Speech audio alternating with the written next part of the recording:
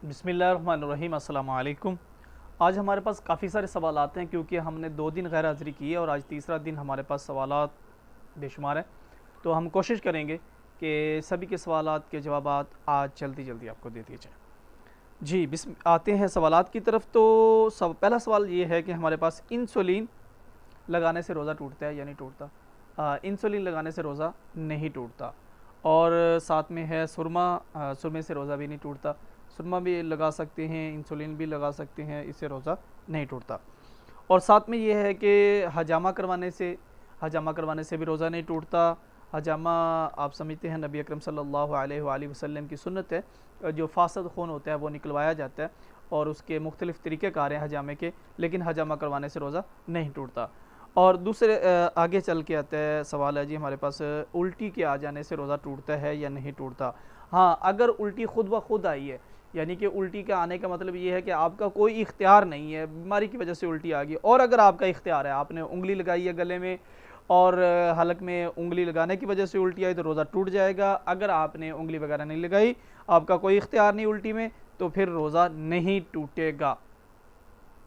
Drip लगाना, drip लगाने से भी रोज़ा नहीं टूटता, लेकिन वो जो है ना, कई दोस्त बेचारे ड्रिप रोज़ ये लगवाने से रोज़ा नहीं टूटता, लेकिन ये ना समझ लेना कि जब रोज़ा शिद्दत इख्तियार कर जाए, ज़्यादा लग जाए, तो ग्लूकोज़ की ड्रिप लगवा लें।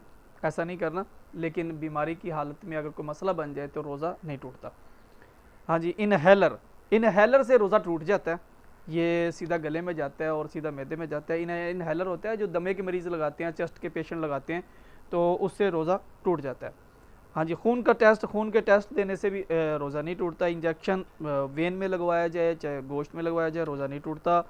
आँखों में दवा का डालना रोज़े की हालत में कैसा है? इससे रोज़ा नहीं टूटता। आँखों में अगर दवा डाली जाए तो इससे रोज़ा नहीं टूटता, बिल्कुल नहीं टूटता।